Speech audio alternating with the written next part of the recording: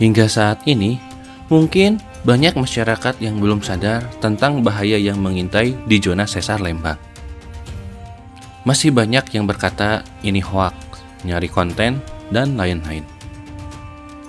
Padahal, informasi tentang sesar Lembang ini telah lama digaungkan oleh BMKG dan BRIN.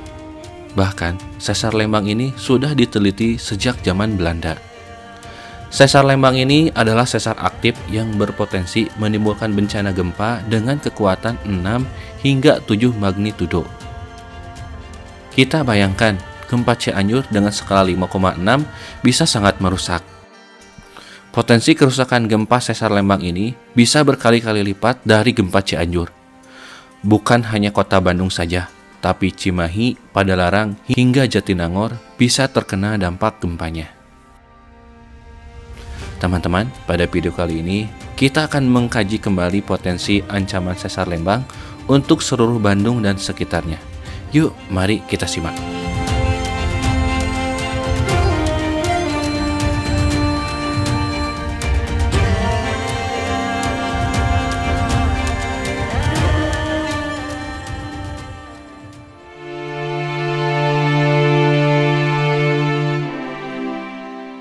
Sesar Lembang ini pertama kali dikemukakan oleh ahli geologi asal Belanda, yaitu Renoud Willem van Bemelhem, dalam buku Geology of Indonesia pada tahun 40-an. Bayangkan, ilmuwan Belanda di tahun 40-an sudah meneliti tentang sesar Lembang ini, sedangkan kamu yang hidup di zaman sosial media masih menganggap sesar Lembang ini adalah hoaks. Sesar Lembang ini memiliki panjang sekitar 29 km, membentang sepanjang Bandung Utara, dari Padalarang hingga ke Jatinangor. Sesar Lembang ini mudah kita cari. Kita tidak perlu berkunjung ke Lembang atau ke Dago. Secara virtual pun, melalui Google Map, kita sudah bisa melihat garis utama sesar Lembang ini. BMKG dan BRIN sering menghimbau tentang potensi bahaya dari sesar Lembang ini. Bukan untuk menakuti, tapi untuk menjadi perhatian agar kita semakin waspada dan menyiapkan langkah mitigasi bencana. Bahkan di Gunung Batu Lembang, BMKG sengaja menempatkan sensor pergerakan tanah agar bisa sesegera mungkin menyiapkan langkah mitigasi jika sesar Lembang ini terjadi pergerakan. Kita tidak pernah tahu kapan sesar Lembang ini akan bergerak dan menimbulkan bencana gempa.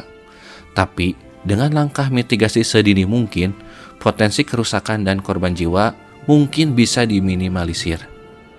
Pusat kota seperti Bandung, Cimahi, dan Padalarang berada sangat dekat dengan garis utama sesar Lembang. Di samping itu juga, daerah garis nadi sesar Lembang seperti Lembang dan Dago telah berubah menjadi pemukiman yang sangat padat dan menjadi destinasi wisata yang sangat ramai. Dari itu, kita harus sedini mungkin mengetahui langkah mitigasinya. Video tentang langkah mitigasi gempa bisa dicek di deskripsi atau di pojok kanan atas. Kenapa sesar Lembang ini bisa sangat berbahaya untuk Bandung Raya? Di video kita sebelumnya, kita telah membahas tentang potensi bahaya yang ditimbulkan oleh sesar Lembang ini. Mari kita perjelas lagi di sini. Menurut kajian, sesar Lembang ini bergerak sekitar 4 hingga 6 mm per tahun. Mungkin angka ini terbilang sangat kecil, dan kita bisa beranggapan bahwa angka ini tidak berarti apa-apa. Tapi, yang harus kita ketahui, angka 4-6 mm per tahun ini adalah nilai rata-rata. Bisa saja sesar Lembang ini mungkin tidak bergerak selama ribuan tahun. Tapi sekali bergerak, sesar Lembang ini bisa bergerak puluhan meter. Bayangkan, sesar Lembang sepanjang 29 km saling bergerak sejauh puluhan meter. Maka sehebat apa kekuatannya?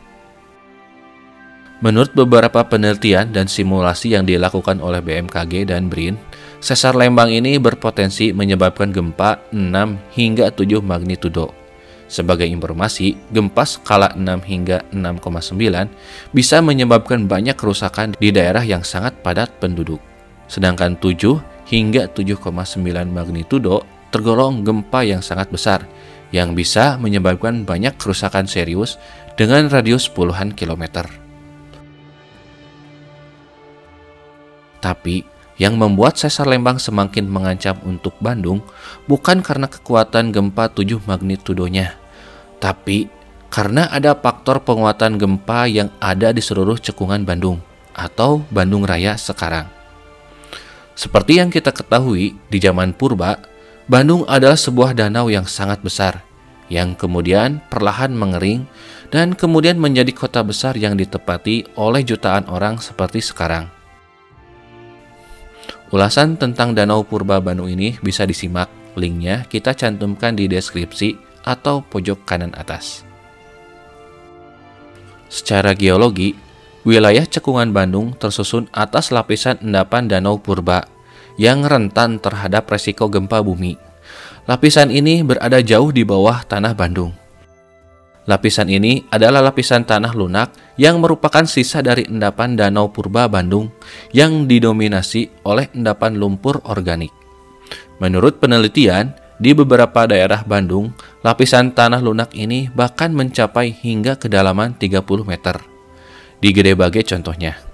Gede Bage menunjukkan lapisan tanah lunak mencapai kedalaman 30 meter.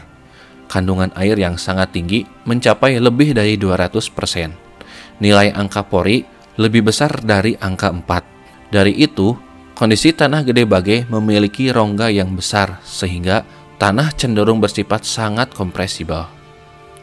Menurut catatan Malik Arahim, seorang ahli geologi asal Bandung, Rindam, seorang peneliti Belanda, 30 tahun yang lalu pernah melakukan pengeboran di daerah Bojong Soang, Bandung. Pengeboran dilakukan hingga kedalaman 100 meter. Hasilnya, Rindam menemukan banyak sekali lumpur yang merupakan perselingan antara endapan danau dan endapan lumpur lunak. Ini adalah gambaran pengeboran di daerah Margahayu. Hasilnya, hanya menemukan endapan lumpur.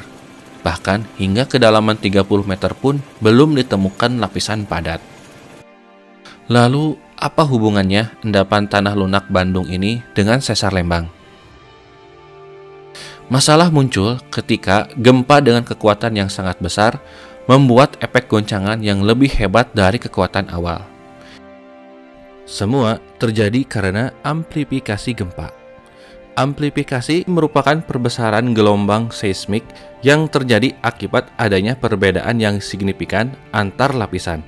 Dan kata lain, gelombang seismik akan mengalami perbesaran jika merambat ke suatu medium yang lain yang lebih lunak dibandingkan dengan medium awal yang dilaluinya. Kita ingat kembali gempa Palu, di mana tanah-tanah yang merupakan endapan lumpur mengalami kerusakan yang sangat hebat. Itu semua terjadi karena likuifaksi atau pencairan tanah. Ketika gempa berskala 7,5 magnitudo menerjang Palu, terjadi pencairan tanah besar-besaran di daerah Palu. Tanah yang dulunya padat kemudian berubah menjadi lunak dan menjadi lumpur. Hal ini mengakibatkan semburan lumpur yang mengakibatkan banyak bangunan runtuh dan ratusan korban jiwa.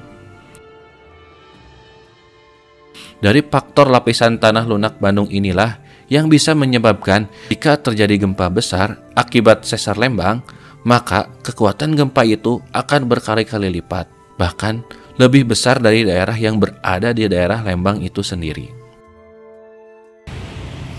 Pada tahun 2011, penelitian dari Pusat Survei Geologi ISDM melakukan mikrotremor di 97 titik di kota Bandung. Hasilnya menunjukkan bahwa faktor penguatan gempa di kota Bandung berkisar antara 2,1 hingga 17. Di kawasan Asia Afrika, penguatan bersekitar 4,1. Sementara di Gede Bage menjadi paling tinggi, yaitu 16,5.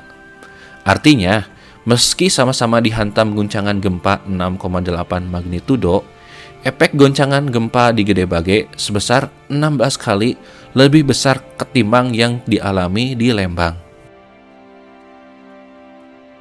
Walaupun pada dasarnya semakin jauh dari pusat gempa, maka energi yang diterima semakin kecil. Tapi, karena faktor penguatan gempa tersebut, seluruh cekungan Bandung bahkan bisa menerima goncangan yang lebih hebat. Bisa kita simpulkan Bahaya sesar lembang ini bukan hanya tentang kekuatan gempanya itu sendiri, tapi ada faktor penguatan gempa yang ada di cekungan Bandung yang bisa membuat kekuatan gempa menjadi berkali-kali lipat lebih kuat. Dari semua paparan di atas, masihkah kita menganggap sesar lembang ini adalah hoaks? Padahal BMKG dan BRIM sudah sejak lama meneliti sesar lembang ini dan mengumumkannya ke publik. Sekali lagi, ini bukan untuk menakuti, apalagi mengusir warga Bandung ke IKN. Tapi sedini mungkin kita harus tahu langkah mitigasinya, karena gempa adalah salah satu bencana yang tidak bisa diprediksi kapan kedatangannya. Kita selalu berharap sesar lembang ini tidak pernah bergerak dan selalu tertidur tenang, mungkin hingga ribuan tahun ke depan.